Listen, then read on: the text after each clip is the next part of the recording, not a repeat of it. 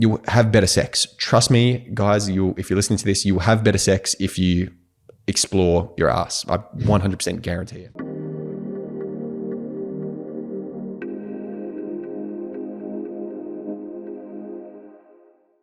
Cam, thank you so much for coming on the podcast. It's an absolute pleasure to have you here, mate. Thanks for having me, man. And I appreciate you being able to fit me into your busy schedule. Oh, you're more than welcome. We're both busy, so it's a pleasure to have some time where we can have this conversation. A conversation that it's interesting actually, because we've been trying to organize this for a little while, and during that time, I've been going through this experience of connecting deeper in with my sexuality and my masculinity and embodying that more. And it was interesting to me that when we tried to tee this up, that didn't quite happen.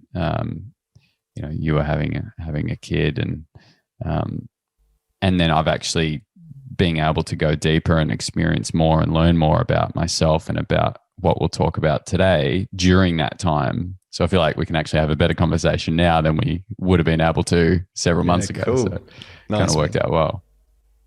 To kick things off, I'll share real quick, but recently I did a extended water fast, and during that time, I did that with my partner, and during that time, you kind of you don't think about sex much, right? Yeah, I mean, it kind of comes up sometimes in dreams and things, but you don't have that like sexual, I guess, excitement. And coming out of a fast, this is the second long fast I've done. I've really noticed that it takes some time to kind of kick that back into gear in a way. And for me, there's also I don't feel like you can just have a conversation with people about that. Like, oh, hey, yeah, hey bro, how you going? Yeah, I just fasted and I'm not feeling very sexual. Like, what should I do to get myself going? It just doesn't, that's just not a conversation that's being had at the moment. And so I'm curious, I mean, so much about this stuff. I'm really curious to hear why is it that talking about, especially for us blokes, talking about our sexuality, talking about our sexual experiences in a way that isn't the disgusting, oh yeah, I had sex with this chick. Why is that such a taboo thing? And why isn't that conversation being had more? Yeah, dude, there's a few things that I feel that go into this, but I first want to say, man, thanks for bringing in the nuance of after a water fast, trying to connect back into your libido or your sex drive, your sexuality.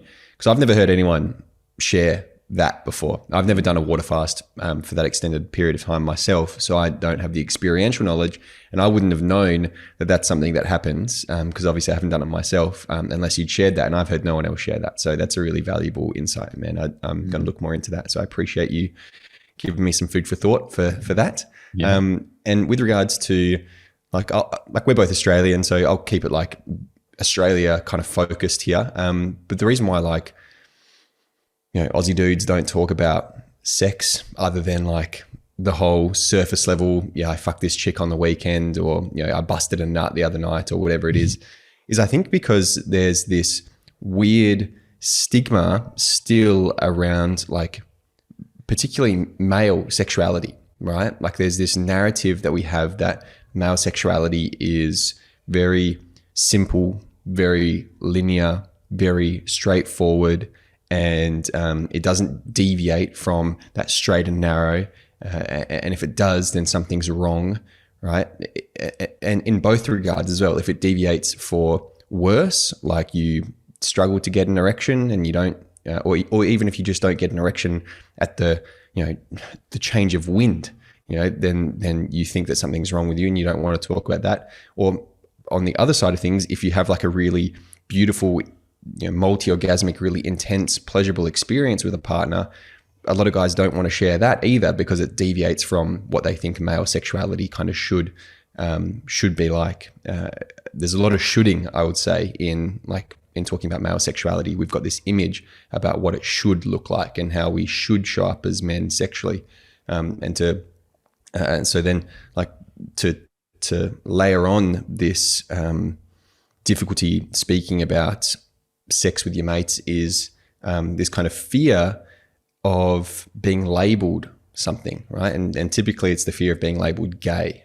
If you want to talk about sex in any meaningful capacity with your mates, the whole kind of stereotype is, oh, what are you, fucking gay, bro? Like, and I still get that as well. Like, I still come up against that mentality with the guys that I speak with, I suppose, when I speak a bit more publicly, even though I'm sharing with them advice about how to have better sex with women, they'll still say to me, that's so fucking gay. And I'm like, man, that is the illogic, like the illogical process that I must go through to kind of get to that is just, it baffles me. So there's a lot of like fear and anxiety and stigma that kind of get laid in when guys talk about sex. And there's like, particularly in Australia, we've got this kind of like banter culture, drinking culture, and like I used to play soccer as well. I still play soccer actually today. Thankfully, the kind of locker room mentality has shifted for the club that I'm at. But definitely when I was younger, that kind of locker room space where it's all quantity over quality. It's like a lot of bravado, a lot of machismo. The way you express your masculinity is through maybe the dominance over your sexual partner, or like the performance that you put in with regards to the sex that you had. And it's like some classic things that I would hear in the locker room is like, like I made her come this many times, or I made her scream, or never a guy's in the locker room talking about like how much pleasure they experienced, right? They always kind of project it out onto their partners, and for the most part, guys want to overemphasize their sexual experiences as well. So there's this kind of like projection, and also this I guess like falsely perceived pleasure that their partner is experiencing as well. We know, like, if you're having shitty sex, a lot of the times you won't share that with your mates, right? Because it makes you, less of a man. Or if your partner is having shitty sex with you, a lot of women are faking the pleasure that they're experiencing if the sex is shit, and there's a whole lot of reasons for that. So a lot of guys think that their partner's enjoying it when really maybe she isn't. But then guys will inflate that when they're talking to their mates. And so there's this, I guess like this false sense of security that a lot of guys have around sex as well, is because no one's talking about it in any depth. A lot of guys think really isolated. They feel that they're alone if they're having a sexual dysfunction difficulty, or if they're having difficulty connecting with their partner sexually, or if there's something kind of deviating from that straight and narrow. Because no one else is talking about it, they then kind of had this reinforcement of like, oh, something must be really wrong with me. Therefore, I can't talk about it because no one else has admitted that this is the problem for them. And so therefore that kind of like reinforces and perpetuates the lack of conversation around sex. So platforms like this are really important, man, because hopefully some fellas listening and they go, holy shit, he's right. Like, I don't talk about sex in any depth, and I do feel scared to admit things are going wrong or whatever. So the remedy to all this is to just literally have more conversations and start to break down people's, particularly men's, perceptions of like what good sex is and what's normal, and start to just open up those conversations. Yeah, the two themes coming up for me there were really vulnerability and honesty, right? To be vulnerable and open and honest with yourself, and also with others. Like, yeah, you know what? Sex isn't actually that good with my partner at the moment, or whatever it is. I'm actually finding it hard to get hard. Yeah. And being vulnerable in that space with your friends, which is freaking hard, right? I mean, where do you do that? Like, I just going for a walk. Oh yeah, hey dude, I've been wanting to share this with you for a while. Like, I just can't get it hard anymore. It's like, because it's so not part of our programming to have that conversation at any time with your bloke mates, right? Totally. Like the most I would say the easiest place to do it is like at a men's circle, of course, like where that space has been created and vulnerability is really encouraged. But for guys that maybe don't know what a men's circle is or haven't had access to one, like a group like that, yeah, bringing it up with one of your mates at the pub is probably not going to go down too well, or over a beer. It's those types of environments typically aren't conducive for having those deeper, meaningful conversations. I remember back when I was drinking quite a lot, it got to the point where like the only way I could have a deep and meaningful conversation with a friend of mine is if we were both smashed, right? The stereotypical D&M with your mate at 3 o'clock in the morning. Yeah, bro. Yeah. Yeah. So how you feeling, man? Exactly. And you divulge your deepest secrets to your mate and, right. and it becomes this bonding experience that you guys don't remember, right? That you go, fuck man, I remember having a good chat with you last night. What the fuck did we talk about again? And it becomes this, the booze, especially for a lot of Australians, and this was definitely true for me, alcohol becomes this thing that we can use as an excuse, right? To blame things on. So like there's a period of my life, for example, when I was in university over in America, probably a period of about 4 or 5 years where I had a lot of sex, but none of the sex that I had was sober. All the sex I had was when I was drunk, because I could use booze as an excuse. I could blame it if the sex was shit, if I couldn't get an erection, if it really for anything. I could be like, oh yeah, but I was fucking smashed, or whatever it is. And I feel like we do the same thing with like those deep, meaningful conversations to an extent as well. It's like, oh yeah, we can use booze as a bit of an excuse to say something stupid or do something stupid. It becomes this like write-off. Oh yeah, but I was fucked up, so it doesn't really matter, doesn't count. And I think a lot of guys, especially in Australia, we've got like that big drinking culture, and our masculinity is very much interconnected with how much you can drink and how well you can hold your booze. And obviously a lot of alcohol is not very conducive for a good sexual experience. So I think a lot of guys are also suffering sexually because of the alcohol that we're kind of encouraging everyone to drink. You touched on there about like the masculinity around drinking, and how do you? Well, I guess how would you explain or I guess define masculinity? Because I think oftentimes we have this culturally perceived, created idea around what masculinity is, and for a lot of people to then say, well, vulnerability is equally a part of that, or to be totally in touch and embody and be able to understand your emotions is part of having that divine masculine essence within you. How do you kind of put all that into one in a way that makes sense to people?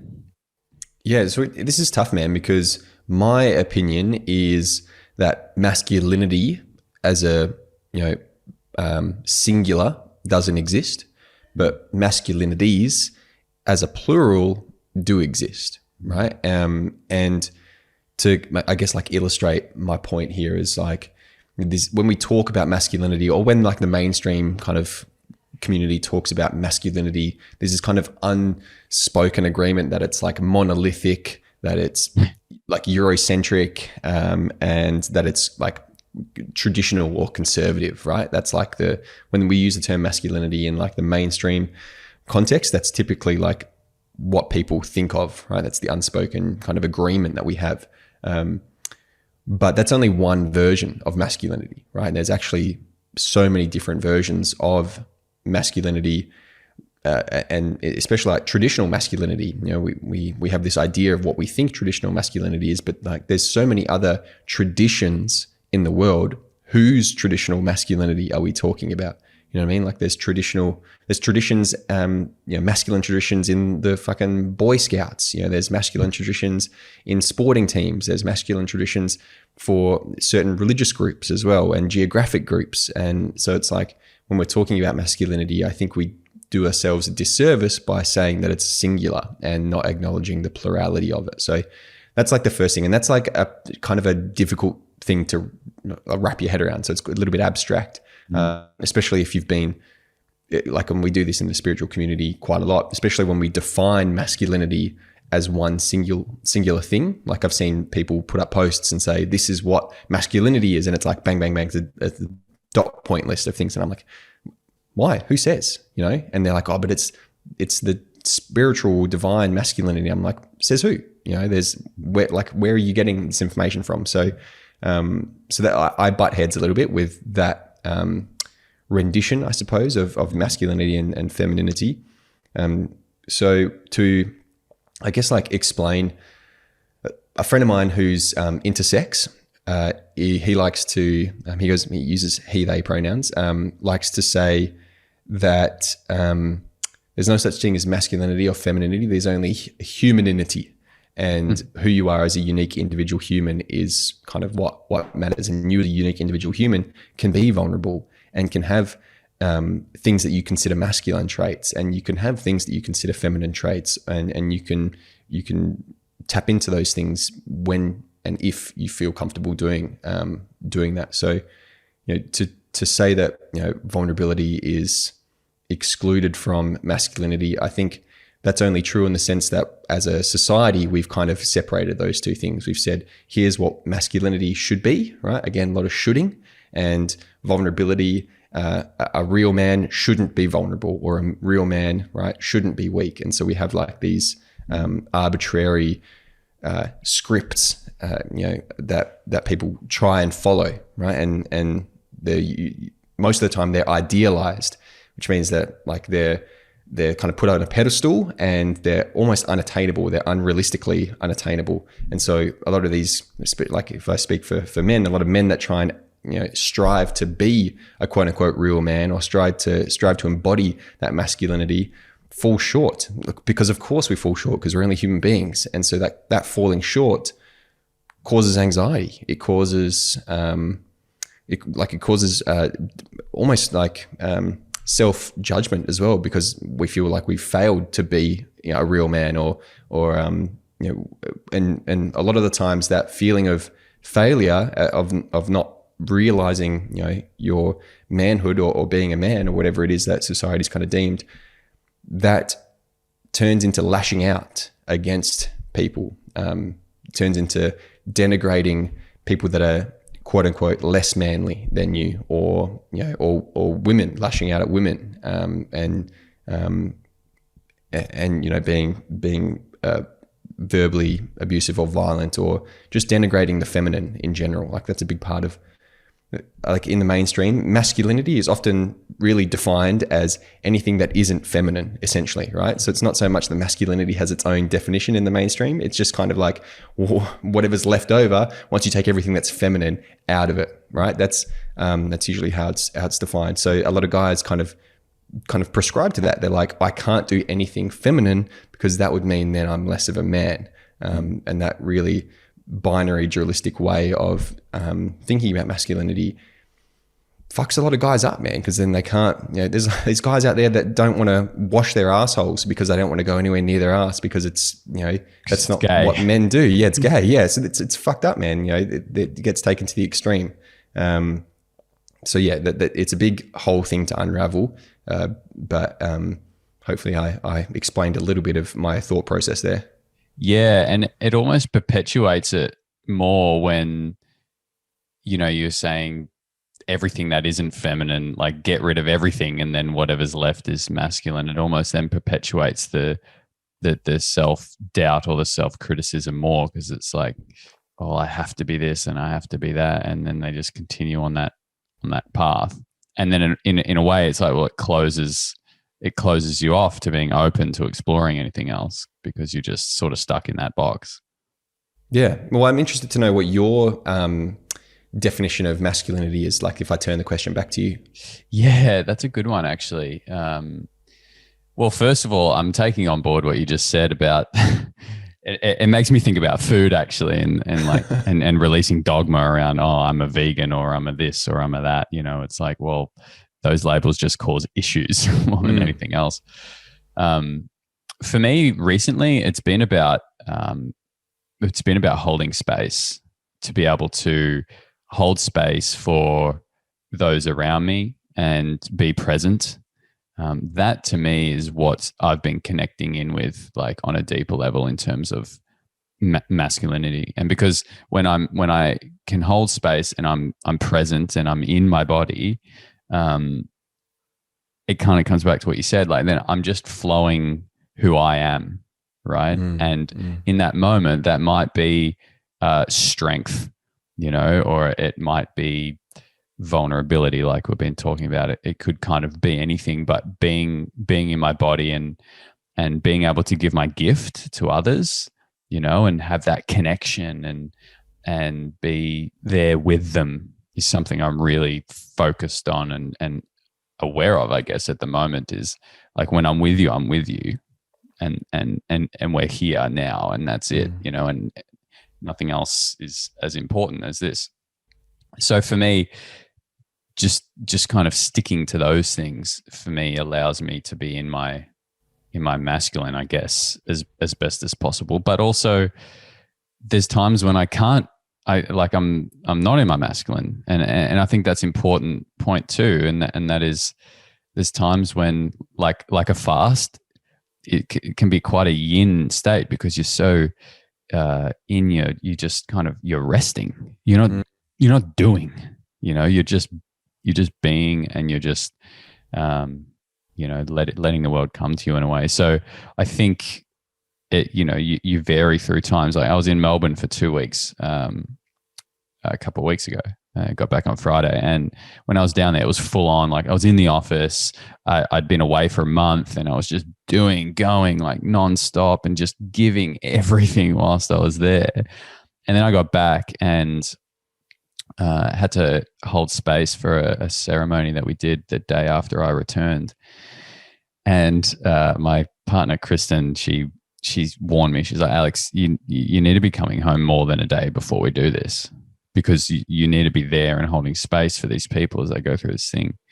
And anyway, I didn't come home as early as I should have. And then I could have probably embodied and held space for those people better, because I'd just been going hard in that doing mode for such a long period of time. And then I didn't have time to go into my feminine and just receive and like have a tea or, and just rest, build up some energy again. So I think it's important to go through both. I guess coming back to your question, what is masculinity? For me, it's being present. It's being in my body. It's being able to hold space for others and to be able to give my gift as much as I can.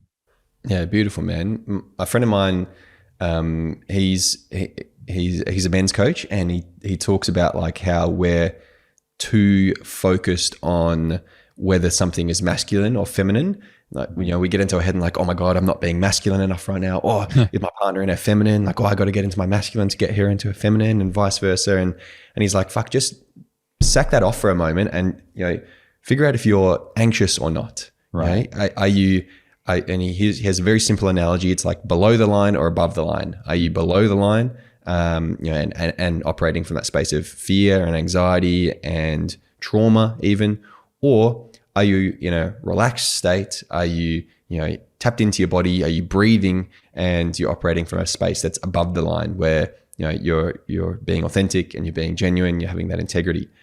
So big shout out to Tully O'Connor for that very simple analogy, which I have taken and run with in my own world. So, but yeah, it's like, instead of, because that can be anxious, it can be anxiety inducing. Oh my God, am I masculine enough right now? Is my partner in a feminine? It's like, fuck that off, man, for 5 minutes and just go, do you feel good in your body? And just relax and don't be, or try not to be anxious about it. Try and enjoy the moment. Yeah, I love that. It's hard because we're not taught, or certainly I was not taught to like listen to the body. Maybe it knows, it actually takes real practice to be able to properly tune in to the body and understand what it's telling you. But when you do, the answers are there. And I like what you said about above and below the line. It made me think, well, you're either in fear or you're in love. Right? And when you're coming from that place of love, you're in your body and you can listen, right? Totally. Yeah. And this is the same thing for like pleasure as well. You know what I mean? Like I talk to a lot of guys about the way that they masturbate and the way that they experience pleasure. And, you know, something you said before about spending 2 weeks in Melbourne, right? Just being going, doing, as opposed to just being. The way that I kind of think about this is like we're conditioned in our society to be productive members of society, right? We need to be achieving things. We need to be setting goals. We need to be moving forward. We need to be striving towards something. We need to be producing something. We need to be getting something, right? Time is money and we shouldn't waste time. And it's this like perpetual, like you need to be doing. And if you're not, then, you know, you're a waste of space, is the kind of like mentality that a lot of people have.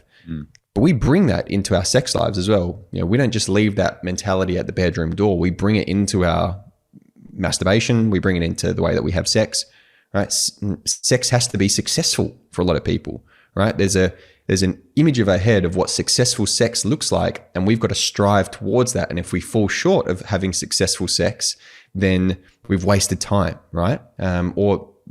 This gets really drummed home when you self-pleasure or masturbate, right? So I distinguish between masturbation and self-pleasure, because masturbation for a lot of people is very goal-oriented. I mean, I'll generalize here for men. It's very ejaculation focused. It's get to the end goal, be as efficient and as effective as possible at getting there. Use the stroke that you like, right? Just it's very mechanical. It's very, very methodical. It's like there to produce something because they're trying to, you know, get there. If I say to a guy, try masturbating without ejaculating, they're like, what the fuck is the point, man? That's the whole reason that I'm masturbating, is to get to that, you know, to produce something.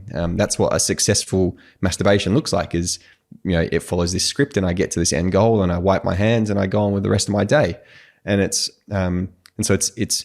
really powerful to let go of that mentality and develop like a self-pleasuring practice, which is what I teach a lot of guys, which is what do you need and what do you find pleasurable in this moment, right? It's like you yourself, what do you find pleasurable? Hence the name self-pleasuring. And that could be masturbatory, like stimulation of your cock and your genitals and your anus or whatever. But it could be just like sitting and breathing, right? That's a pleasurable practice, right? It could be giving yourself a little massage, Abhyanga style oil massage or lymphatic massage, and just like nourishing your body. That can be really pleasurable. It could be eating something, right? Strawberries and whipped cream, if you want to go down that route, you know, that could be really pleasurable. It could be going for a walk through the woods with no shoes on and feeling like the dirt and the moss underneath the soles of your feet. That could be a really pleasurable experience. Like, what do you do that you find pleasurable, and can you do that and just kind of be in that pleasure without it having to mean anything, or without it having to look a certain way, or without it having to end in a certain, you know, product like an ejaculation. So one of the first things that I encourage guys to do is to experiment with not ejaculating, because once you take that goal, that end product off the table, kind of opens the door up to be like, oh God, what else is there? Like, if I'm not striving towards ejaculation when I'm masturbating, what am I doing? You know, what else is there for me to do? And it shifts the focus from trying to get to that end goal to, and it's kind of like the whole, what's the phrase? It's the journey, not the destination. And that's kind of like the framework that I share with guys, is like, rather than focusing on the destination, which is your ejaculation or your orgasm, try focusing on the journey, focusing on like what you find pleasurable, and just kind of focus on that as much as possible. And if an ejaculation comes at the end of it, that's amazing, right? But again, one of the most potent kind of practices is just kind of experimenting with not ejaculating, because then it raises the question as well, when you're having sex, when does sex finish? You know, how do I know that sex is successful if I didn't come inside of her or on top of her or in a condom or whatever it is? So you as a couple then go, oh, what are we doing? You know, if I'm not, you know. Again, because sex for a lot of heterosexual couples tends to be quite phallocentric. It's focused on does he have an erection? Does he ejaculate? Right? If he doesn't have an erection, we can't have sex. Well, that's just not fucking true. If he doesn't ejaculate, then, you know, sex isn't finished. Well, that's just not true either. And both of those things are focused on him and his bodily functions, none of it's focused on pleasure, right? None of it's focused on like, did we both enjoy ourselves? Did did we get what we needed from the sex? Did it fill our cup up? Did it meet our needs? None of that is really taken into consideration for a lot of people when they have sex. It's just purely about function. Did he get it up? Did he get off? Great. Tick the boxes. Sex was a success. So when you mindfully and consciously make the decision as a couple, hey, we're just going to not ejaculate today, it opens up this world of possibilities to be like, okay, cool, let's focus on other things. If I'm not ejaculating, then maybe I can focus more on touching your body, right? Because if I keep touching my cock, I'm going to get to the point of ejaculating, and we've made the decision that I don't want to ejaculate. So let's focus on some other things. Let's focus on other areas of my body, because again, if I focus too much on my cock, then it might lead towards an ejaculation. So that's a really powerful practice for a lot of guys and couples, is consciously not ejaculating. So making that intentional decision to not ejaculate. Doesn't have to be for the rest of your life, but I say for about 2 weeks. Just 2 weeks, take ejaculation off the table, notice how things shift. It can be a really powerful tool. Yeah, that's epic, man. What are some of the other typical, I'm trying not to sound goal-oriented now, but ejaculation's off the table. Thank fuck for that. Good. Now we can just have some fun. We can be playful. We can find other areas that make us feel nice. Get the whipped cream and the strawberries out. Where are some places that people typically go with that once that goal is gone? Is it, I want to see how much pleasure I can experience? Or is it, let's explore you today, or let's explore me today? Like, where do people go with that? Yeah, the beauty of it is you can go kind of in a whole bunch of different directions. And something that I like to say to guys is, because when we're masturbating typically, right, and again, I use masturbate here very intentionally, not the term self-pleasure. So when a lot of guys masturbate, they are very cock-oriented, right? It's like straight to the genitals, straight to the shaft, just furiously friction-based masturbating like a fucking chimpanzee. Yeah, just having a snap, and that's kind of it, right? And it's and so it's very like I said before, it's very cock oriented. It's just like only their genitals, only their penis, and like even just the shaft of their penis as well. A lot of guys don't worry about their balls. They don't worry about like the head of their cock. It's just like up and down shaft focused, friction based stimulation. So what I like to say to guys is, you're not just your dick. You're actually one big dick. You're a huge dick, and and so what I mean by that is like you've got nerve endings. Most people have nerve endings that go from the tips of their toes to the crown of their head, and they're the same, pretty much nerve endings that are in your genitals, that are in other areas of your body. So you can experience pleasure throughout your whole body. It doesn't have to just be located on your cock. So one of the things that you can do is like if you're focusing on exploring more pleasure, is start to focus on other areas of your body that you've never thought about before. And there's a really simple practice here called pleasure mapping, which again, very self-explanatory, but it's just mapping pleasure across your body. And you can start at your toes and just set aside 20 minutes to start at your toes, and then slowly work your way up to the crown of your head and touch yourself in novel ways. Again, most of us have got these tools on the end of our arms that we can scratch and pinch and push and slap and rub and do all these crazy different types of stimulations. And so experiment with that, man. So that's like experimentation is kind of the biggest shift here, is like instead of focusing on getting towards something, the way you can broaden that up is to think of it as an experiment. Like, an experiment, there's maybe a hypothesis, but you actually don't know what the outcome is going to be, right? So it's like, I'm just going to experiment with this.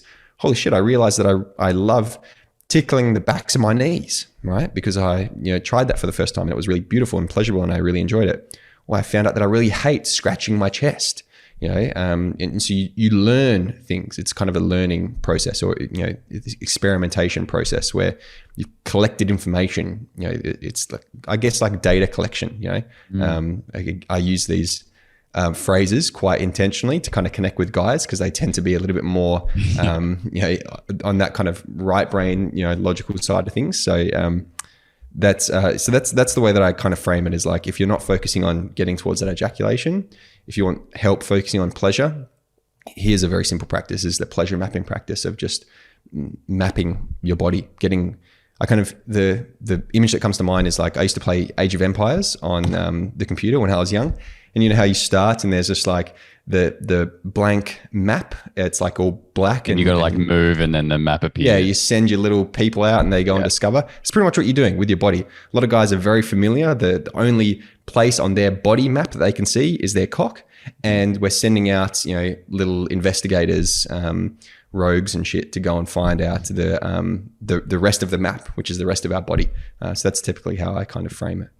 Yeah, I love that. And how important is it is it important to do that by yourself, or could you involve your partner right from the beginning? Yeah, you can involve your partner straight away. I still think there is a lot of value in having a strong, robust self-pleasure practice, because there's things that you get from a self-pleasure practice that you don't necessarily get from a partnered experience. And there's this mentality, I suppose, for a lot of couples that maybe haven't done any of this work, of like, oh, I don't need to masturbate because I can just have sex. Or, I don't need to, like a lot of women might say, I don't need a vibrator. I've got, a partner who I can have sex with. Right. And, there's times where our partner might not want to have sex with us, or it might not be in the mood, or, or we, again, might, this triggers a lot of people in terms of like this story, but it might be times where we don't want to deal with our partner and we just want to, experience pleasure, but we don't want to deal with holding space for them, or we don't have the energetic capacity to kind of put the effort in to explore their body as well. And we just kind of want to keep it to ourselves and have it contained. So a lot of people who maybe haven't done this type of work go, well, that's pretty selfish. And it's like, well, yeah, it kind of is. You kind of sometimes do need to be selfish to fill your cup up and to make sure that you're, getting your needs met. And, instead of thinking of, in a relationship, masturbation and self-pleasuring being deleterious and, depleting and taking away from your sex life as a couple, one of the things to challenge and reframe that is like, what if the self-pleasure you were doing was filling your cup up, was nourishing you, was adding to the sex life that you have with your partner, right? If you could fill your own cup up and then you could bring that to your partner and you could give from this place of overflowing kind of sexual energy or the sexual abundance, and it actually added to your sex life, what would that look like? And so I often say, like, you can do things with your partner, that's all well and good, but it's also important to have like a robust self-pleasure practice where you learn about yourself as well, right? If you explore things in a solo sense, then you've got a really strong, I use the word robust here a lot, but a robust understanding of like what turns you on, where your boundaries are, where your limitations are, what your fantasies are, all that stuff you can explore by yourself. And then once you've got that understanding, oftentimes it's a little bit easier then to communicate that to your partner, right? If you're just diving straight in with your partner without having done any of the kind of solo work and you're trying to navigate this with this other person, oftentimes that's quite overwhelming because just because we're humans, we're worried about being judged, we're worried about being weird, we're worried about holding space for them. Do we say the right thing or the wrong thing? So if that's your starting point, it can be quite intense. I'm not saying that it can't be done. It can just be a little bit overwhelming. So starting by yourself and just kind of taking away that other person so that you're not worried about all their stories can be an easier starting place, I'll say. So that way you can bring that to your partnered experience. And hopefully your partner's doing the same thing. They're exploring their own body. They're doing their own solo practices so that they're getting this understanding about what turns them on and what their boundaries and what turns them off, so that you can come together and have that open line of communication. And I'm not saying that that's going to be it's just going to drop and be super easy for you. That'll still take a bit of work, but oftentimes, at least in my observation, it's a little bit easier than if you had just kind of started together, and that was your starting point. So hopefully and that's an opinion as well. Like, I recognize that probably some people have done it the opposite way around, and it's been really beautiful and easy for them. So that's just been my observation with the people that I've worked with. Yeah. What I like about that though is how many blokes have a self-pleasure practice. Like, I imagine it's not many, right? And so I think it's there's some power in starting a practice like that by yourself, because it really is self-exploratory, and you can learn a lot about yourself through doing that. Yeah. How can we best navigate having a conversation with our partner and saying, hey, I'm going to go and do my self-pleasure practice today, but I don't feel like having sex with you right now or later. I feel like I just need this for me. I feel like that can be a challenging conversation to have. Yeah, it is. And, it's still challenging for me and my partner. Now that we've got we've been doing this for 5 years, but now that we've got a son, a little 3-month-old, we're not able to be as intimate with each other as we used to be, just because we've got a little human in between us. And so it's really bringing up this story of like, oh, I'm going to go and do my self-pleasuring and not have, sex, even though we're not having a lot of sex at the moment. And it kind of feels like it's taking away. So we've got to really like acknowledge the fact that we have needs, and those needs can't be met in one particular way, or maybe is not as much as they used to. So, I don't want to say that it's, well, I guess what I'm getting at here is, it is difficult. It's a difficult conversation to have, and it's an ongoing one to have, because it'll keep on triggering stories. But firstly, like, the first thing to do is like acknowledge that we as human beings have a diverse variety of needs that we try and get met, and it's unrealistic to think that one person can meet all those needs for us, and there'll be times where we need to to meet them ourselves in without that person, and we can I kind of think of this as like going to the gym. Like this kind of will hopefully land with some guys. Like, there'll be times when like a lot of guys have a physical practice, right? They'll have a gym practice, and they'll go to the gym, or they'll play sport, or they'll do something that's for themselves ostensibly because it meets a need, right? To exert physical energy, or to move their body in a certain way, or whether it's for the camaraderie, if it's a sporting experience, whatever it is, they're doing that because it meets a need for them that they don't get with their partner, for example. And so to extend this a little bit more, like, some people have a spiritual practice, right? Some people maybe go and do some yoga, or they'll meditate, or they'll pray, right? Or they'll do something solo for the purpose of meeting their spiritual needs, or their religious needs, or their faith, again, which they maybe won't do with their partner.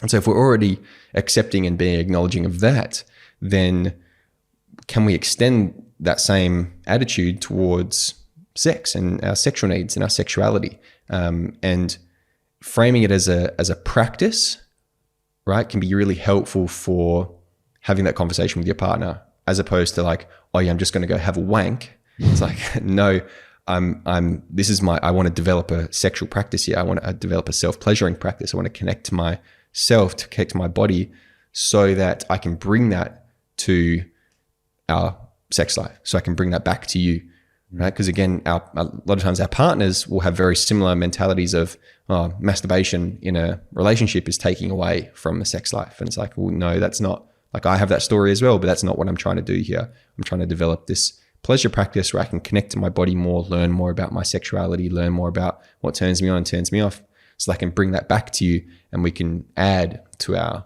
sex life. We can add to our time together. So that's generally the way that I would kind of go about it if I was working with a couple. It's like acknowledging that you can't meet all your partner's needs, and your partner can't meet all your needs. What else are you doing that's for yourself? And can you extend that same attitude towards pleasure and sexuality, and frame it as a practice rather than as this tokenized, I'm just going to go have a wank and jerk off, can be really helpful for broaching that conversation with your partner.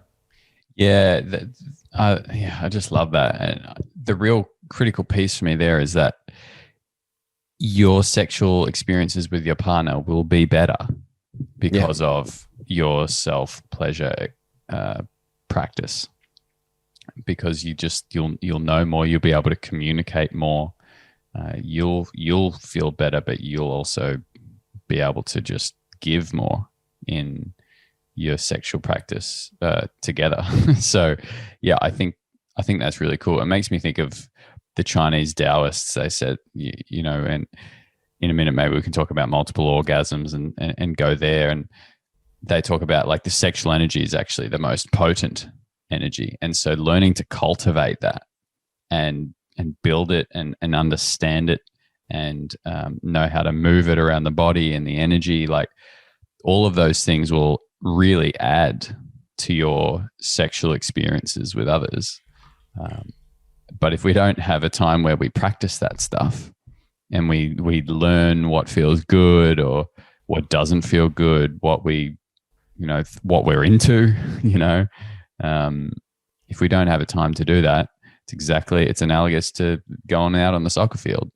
You can't just go out and play a game and expect to play well. You got to practice. That's an analogy I use all the time, man. Is like that sporting analogy of like training and game day, and even like before that as well. It's like preparation, then training, then game day. And this isn't a perfect analogy because it kind of frames sex as the big game, right. when really, in my opinion, sex and self-pleasure are on par in terms of importance. But if we're thinking of oftentimes guys will come to me because they want to learn how to last longer, for example, or they want to learn how to separate orgasm and ejaculation so that they can have multiple orgasms. And I'll say to them, like, there's a few things that you need to do in order to be able to do that. And one of the ways that I frame that is you've got to do some preparation work, and then you've got to do some training exercises. And then when it comes to having sex with your partner, then you've got to put all those things into practice for kind of game day. And similar to kind of working out and training for soccer, for example, if I think about myself, like all the preparation stuff is like warming up and stretching and getting my body ready, I suppose, to then practice, to do the training, and then doing certain drills, certain things specific to soccer, similarly certain things specific to masturbation and pleasure and things like that. And then when it comes to Sunday afternoon going and playing a game, or when it comes to the big game with regards to having sex with your partner, it's kind of like this paradox of you want to kind of be in the moment as much as possible and throw everything that you've learnt out the window, but also you want to kind of rely and kind of lean on what you've learnt so that you have a good experience, I suppose. And that's where like the training needs to become like second nature, I suppose. You need to have done it to the point where you're like, I just feel comfortable doing this. And it's like there's a process of like learning a skill, which is like unconsciously unskilled to consciously unskilled to or whatever it is. I don't know. I butchered that already. But unconsciously incompetent. Unconsciously incompetent. Consciously incompetent. That's the one. Consciously competent, and then unconsciously competent. Yeah. Right. Yeah, exactly. Thank you so much for saving me. And so that's what it's like with regards to like learning how to last longer. In the bedroom, for example, is there's a whole bunch of stuff that you can put into practice, breathing, squeezing, moving energy through the body, different positions, all this sort of stuff that is, it takes a little while to practice. And you want to get to the point where that's just kind of second nature to you, so that when you're with your partner, you don't have to think, well, I've got to do my breathing now, or you don't have to think, oh, I've got to do this squeezing exercise now, or you can just be there with your partner, be present, right? What you were sharing about before, about kind of holding that space and being present and being there fully with your partner. As soon as you start thinking, oh, I've got to do my breathing exercises, or I've got to do my squeezing, or I've got to do this, you're bringing yourself out of your body and into your head. So you want to be doing all that stuff by yourself for the most part, I guess. There's some things that change when you're with a partner, of course. But it takes a little while to practice that. And, some guys, again, to use the kind of like a gym analogy here, some guys, there's times, and this will probably resonate with a few people, where you don't want to fucking go to the gym. You wake up that day and you're like, fuck, today's not a gym day, man. I'm not feeling it. But you still go, you still kind of get yourself there because you feel good after going to the gym, or, the physical exercise and the exertion of energy has a positive impact on you, and it makes you feel good at the end of the day. Similarly with like a self-pleasure practice, it's easier to just say, oh, I'm not going to do it, or I'm just going to watch porn and have a wank and just go, do what I've been doing right for my whole life. And there'll be times you're like, fuck, I can't be fucked doing my self-pleasure practice.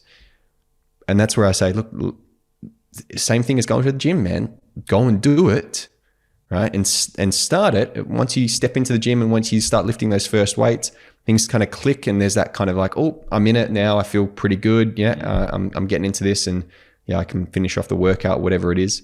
Similarly with like self-pleasuring, you don't wait, or you don't always have to wait, I suppose, to be in the mood to self-pleasure. Like that's one of the things that we often get trapped in with regards to masturbating and having sex and just having a pleasurable experience, is like waiting until we're aroused to then go and do it. Which is great. You can do that, but there'll be times where you don't have that arousal initially. So, and you don't have to wait for arousal. You can start doing the self-pleasure practice, and oftentimes when you start doing it, your mind kind of catches up and the arousal then comes. And that's what's called reciprocal arousal, right? Your arousal is being reciprocated by the practice that you're doing. Similarly with sex as well, right? We've kind of got this stigma around having sex when we're not aroused, right? It's kind of culturally taboo, I suppose. But if you and your partner are open and communicating about it and say, hey, I'm not actually super in the mood, why don't we just start doing some touching and just kind of start kind of connecting and maybe doing some kissing? By doing that, oftentimes the arousal and the desire can come from doing those particular things together.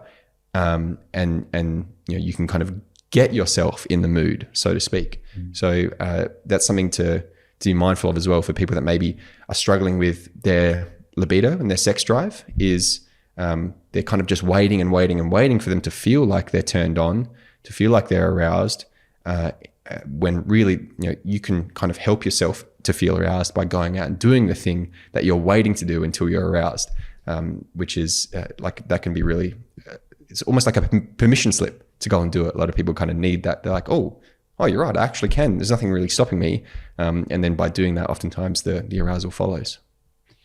Oh, that just totally hit home, man. Circling back to the very start of this conversation, that's exactly what I found I had to do last time coming out of a fast, because I'm not thinking about having sex, and I really had to go after it and really make it happen. And I like that, because there's so many people out there who suffer from no libido, or they just this, and so it's not even on their mind.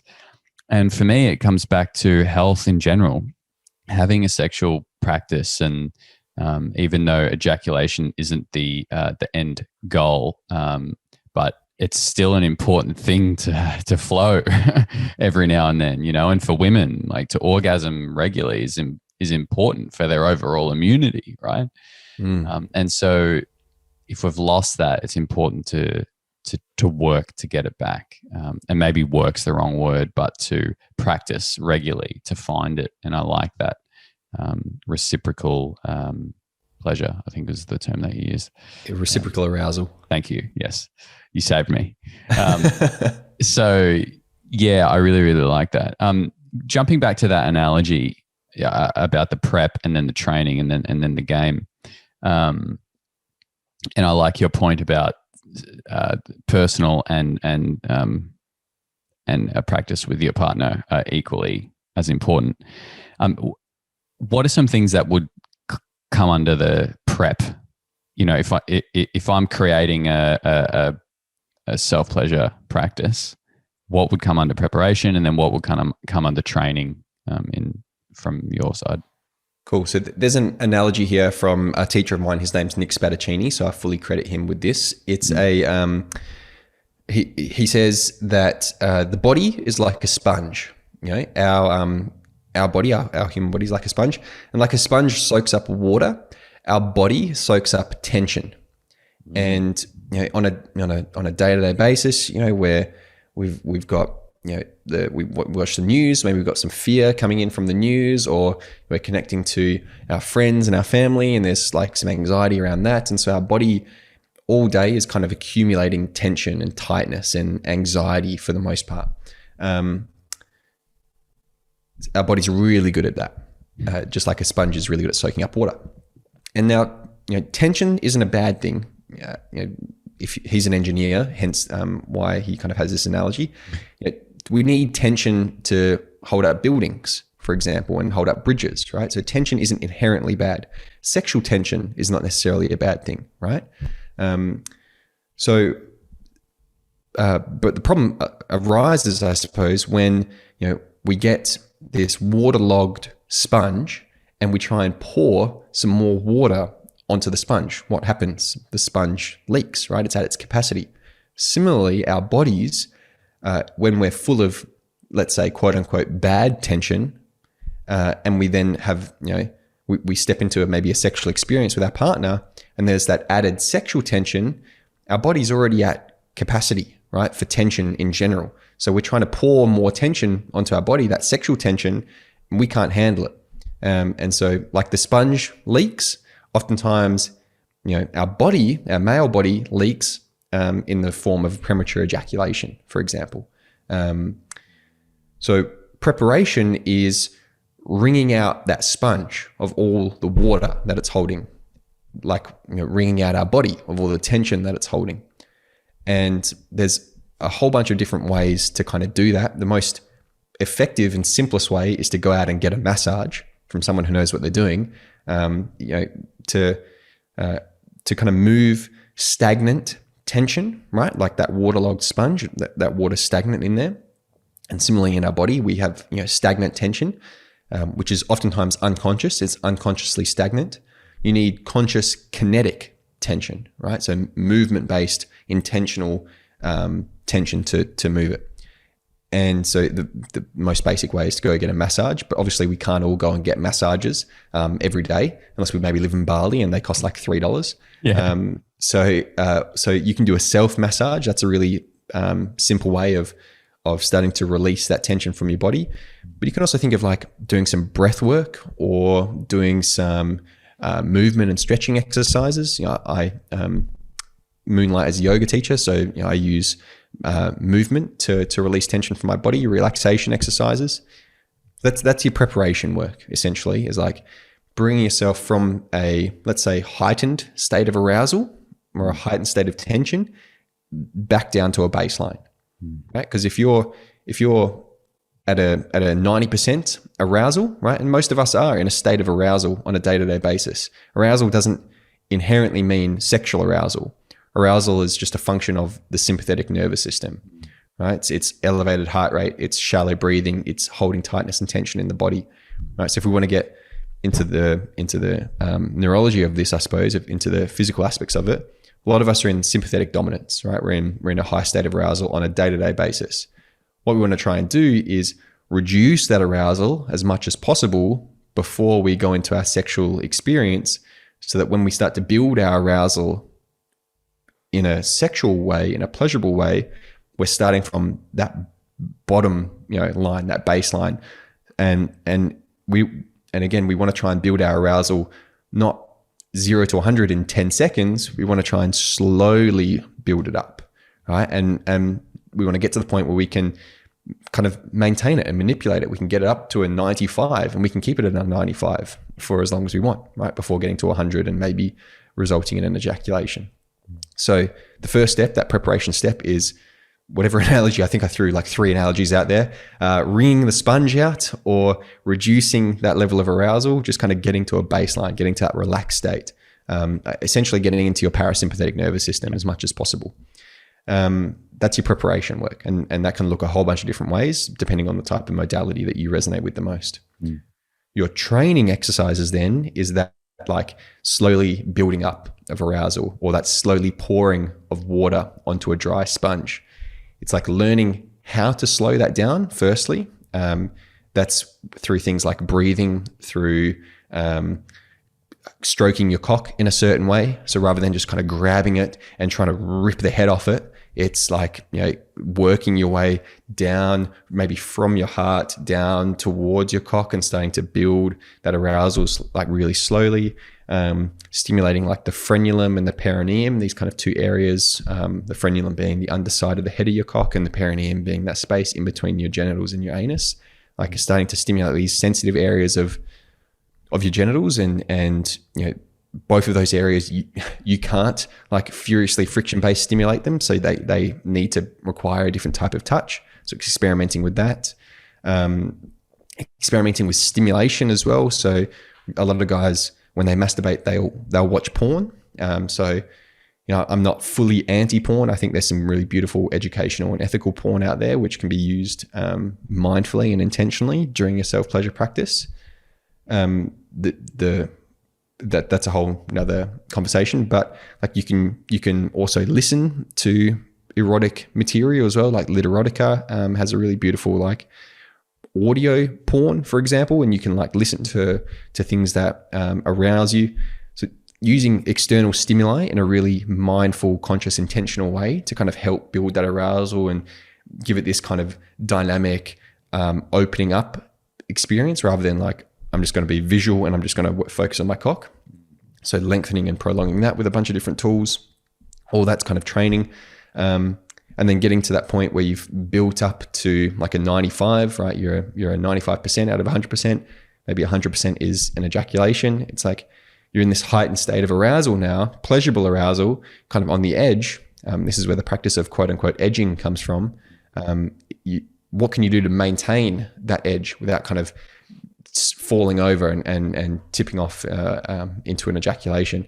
So that requires some other types of tools and strategies, I suppose, that with regards to breathing. Again, like breathing's a big one. And then there's some stuff that you can do with your Kegel exercises or your pelvic floor muscles, the pubicoccygeal muscle. That's all part of your training, I suppose. And then there's like, I could keep going, but I'll leave it at that, man. Hopefully that answered your question a little bit. No, that's epic. That's great. I really love the whole thing around tension. Totally just resonate with that. It just makes perfect sense. You were touching on some more, if you will, maybe lesser known techniques there.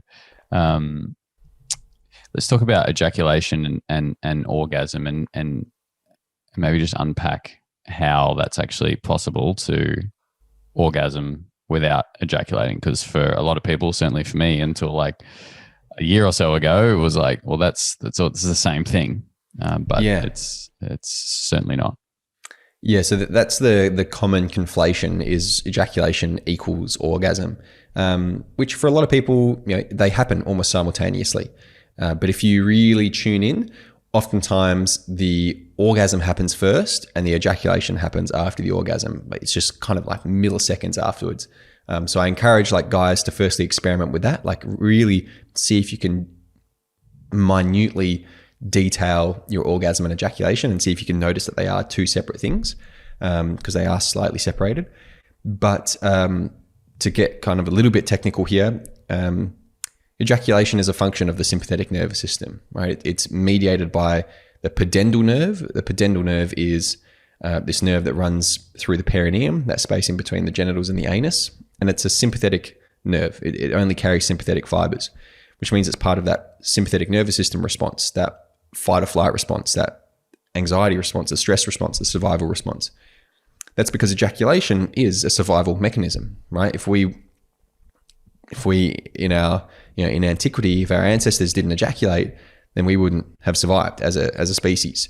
So ejaculation, particularly quick ejaculation as well, there's an argument to be made that ejaculating faster than your mate around the corner who took 3 hours to ejaculate was evolutionarily adaptive to pass on your genes. And so that's an interesting argument. So ejaculation is this survival response, this sympathetic nervous system response. Orgasm, on the other hand, for the most part, again, this is oversimplified, can be thought of as a parasympathetic nervous system response. And there's actually no standard clinical definition of what an orgasm is, right? Last time I checked, there was over 27 different definitions of what an orgasm is. And the reason why that's amazing is because it broadens what an orgasm can be for you, right? If you ask a cardiologist, they'll say it's elevated heart rate.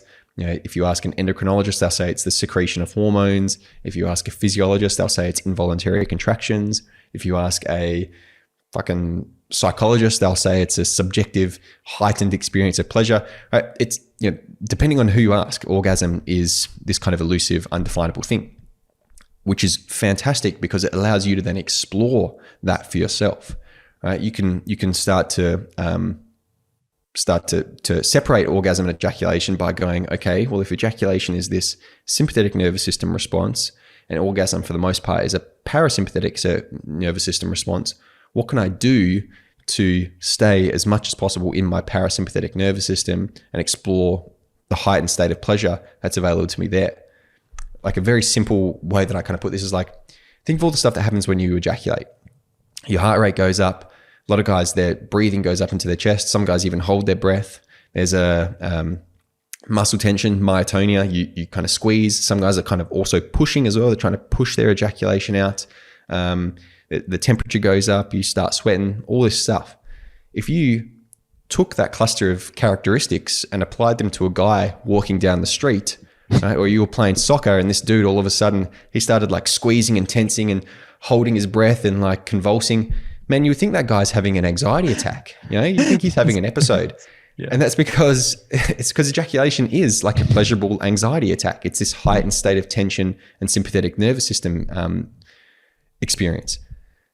So the easiest and most simplest way to think about this, forget everything else I've said, if you can just put this into practice, is do the opposite of what happens when you ejaculate. So instead of holding your breath and bringing your breath up into your chest, try and slow your breath down and draw it down into your diaphragm. Instead of squeezing and trying to push for an ejaculation, try and relax and let go of that tension in your body as much as possible. Instead of your heart rate spiking and going up as you come, try and lower your heart rate and try to slow it down. And that's, in terms of all sexual practices, that's essentially what we're trying to do, right? Is trying to go from one into the other. And sex and self-pleasure is this beautiful interplay between the two branches of the autonomic nervous system, the parasympathetic and the sympathetic. But we have control over that. There's people like Wim Hof, for example, that are showing that we do have conscious control over our quote unquote autonomic or involuntary nervous system. We do have voluntary control. So we can do things to step into the parasympathetic response. And that's like if you're going to take a takeaway from what I've shared, it's just do that. Do the opposite of ejaculation. It sounds so simple, but there's a lot to it, of course. And so once you can do that and you step away from the ejaculation response, you can explore that orgasmic response in the parasympathetic nervous system. One of the easiest ways to do this, and this is a whole another conversation, is by stimulating your prostate. Your prostate is innervated by what's called the hypogastric nerve, which for the most part only carries parasympathetic fibers, which means it's connected to the parasympathetic nervous system, which means when you have a prostate orgasm, for example, by stimulating your prostate, you don't ejaculate because you're bypassing that pudendal nerve, which means that you can have multiple prostate orgasms. So the simplest, the most easiest way to become multi-orgasmic is to learn how to have prostate orgasms. That's straight up, hands down. People don't want to talk about it, but that is the easiest way to do it. And then once you've had those experiences, very typically, at least in the work that I've done with guys, it's a lot easier than to have a non-ejaculatory orgasm that maybe doesn't involve prostate stimulation, because your body's recognized it now. It's like, oh, that's a thing that I can do. And I've got this new experience now. And it becomes a bit of a light bulb moment for your body, because our body's very good at following patterns, loves a habit. But once we can kind of open up new pathways for it, then it goes, oh, now I've got an option. I can go down this one instead. And you can kind of keep on ingraining that new pathway in your body, and in your neurology as well, through like neurogenesis and tapping into our neuroplasticity as well, giving ourselves new pleasure pathways. So I think I went on a bit of a rant there, but hopefully that answered your question. Mate, that was incredible. I appreciate we've only got maybe a little bit more than 5 minutes to go. Can we just touch on that though? Prostate, I know that's probably a whole other conversation, but so like how am I doing that? Is that finger in the butt? How far is it going in? Am I pulling my finger? Like, is my hand going down like this and then I'm pulling my finger forward? Like, give me the quick download on that. So the prostate is essentially, I mean, for the most part, in the same position as the G spot for a person with a vagina. Yeah. So if you're thinking where the belly is, like saying you're lying on your back, belly up, going, inserting, and then pressing fingers about 2 knuckles up into the side of the anal canal or the side of the vagina towards the belly button. That's pretty much where the prostate is. Yeah, it's easy to locate because if you're doing it yourself, you'll feel pressure. It's kind of behind the bladder as well, so you might feel like there's a little bit of an urge to pee, and it's about the size of a walnut if it's a healthy prostate. And it's a little bit ridged, and the more that you become aroused, the more it engorges as well. Like the more you kind of feel that opening up. So the easiest way to do it is actually not with your finger, because like you were just demonstrating, and that's a pretty tough position to get into, and also a pretty tough position to hold as well for any long time stimulation, especially with the wrist and the fingers trying to go. It's quite difficult to get there. So investing in a prostate massager is really, like, if you're going to explore prostate play, prostate massager, it's ergonomically designed. It's there to do one thing, to massage your prostate. It's just so much easier to do that. And then if you're into it, you can upgrade to like a vibrating prostate massager that's like hands-free, so you can focus on other things and just like let it do its job. So the way that I kind of very briefly frame this is like, prostate massage is therapeutic, right? We massage our prostate to release prostatic fluid, which is really healthy for reproductive health, for sexual health, and just for general health, right? It helps with inflammation of the prostate.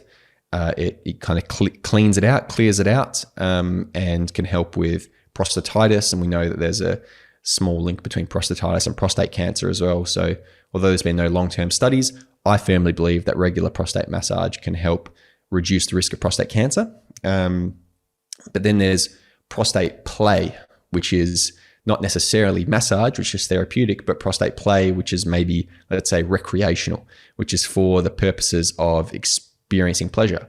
And that's not to say a massage can't be pleasurable, but I think there's like a different intention between the two of these things. So, so the umbrella term of prostate stimulation can be broken down into massage and play. So if you're looking to explore prostate orgasms, I'll usually say, okay, you want to focus on prostate play here, which is like similar to playing with your cock. It's like, okay, again, going back to that experimental, exploratory kind of feeling of like, what feels good? What, turns me on? Oh, I didn't actually like that particular pressure or that stroke or whatever it is. And it's maybe a little bit more frenetic and a little bit more dynamic and a little bit more, maybe it involves some other type of stimulation as well. Whereas a massage is quite regular and rhythmic and firm, right? Like you'd massage somewhere else. So, so having that curiosity to kind of explore it, explore that stimulation, including stimulating your cock, including stimulating your perineum, other parts of your body, just treating it as like a self-pleasure practice, as a self-pleasure session, you're just including this other part of your body as well, is probably the most simplest way that I would say you could incorporate that play into your prostate stimulation, which hopefully, after a bit of practice, results in a prostate orgasm. You probably won't get it straight away. A lot of guys don't. It takes a little while. Again, because it's a new pathway in your body will resist it, right? It'll go, no, I know what I'm doing. I'm just going to, focus on my cock and ejaculate again. And you got to be like, no, body, we're trying something new. We're getting a new pathway here. And again, it kind of takes a little while to open that up. Or I like to say to unlock it in your body, right? It's like treating it as a bit of a game, if you will, like you're unlocking a new level. Yeah. Yeah, I love that. That's really cool. The whole time I'm like, okay, if I had to like sell this to one of my friends who is like not into this at all, like what would I say? And it would be like, well, dude, you get to have, once you practice a bit, you could potentially have that beautiful feeling of orgasm multiple times. That sounds like a pretty good deal to me. Yeah. Or a bit of exploration. Something that I always say to guys, I mean, if your mate's straight, then, something I always say to straight dudes is like, if you want to become a better penetrator, if you want to fuck your women better, then learn what it's like to be penetrated. Then learn what it's like to get fucked, essentially. So, if you're crossing her, skin barrier and you're penetrating her, like if you've never been penetrated yourself, man, you don't know experientially how much lube to use. You don't know how slow you need to go. You don't know how sensitive you need to be. You don't know how attuned to those things that you need to be in order for it to be a pleasurable experience, because you've never had it. You've never done it before. And sure, you can ask her and learn about it kind of from that secondhand way, but until you experience it yourself, you don't know. So yeah, you'll have better sex. Trust me, guys, if you're listening to this, you'll have better sex if you explore your ass. I 100% guarantee it. Love it. I really want to get that line as a clip at the start of this podcast. Just drop that in there. Oh, that's so good. Cam, this has been an absolute pleasure, man. I feel like we've covered a lot of ground, and your depth of knowledge is just incredible on all these areas. So it's been such a treat having you on and having this conversation and talking about things like fingers in our butts and understanding or trying to get our head around if masculinity is even a thing. But we've covered a lot. And I feel like we've only just scratched the surface of your knowledge and understanding. So it's been a real treat. If people want to find out more about you or work with you, where can they find you? Two places. Instagram is the first one. I'm at the Cam Fraser on Instagram. And my website as well is cam-fraser.com, and just reach out to me. I'm all ears and happy to connect with people. Awesome. Well, thank you so much again for coming on, mate. And I hope to have you back on again soon. Thanks for having me, man.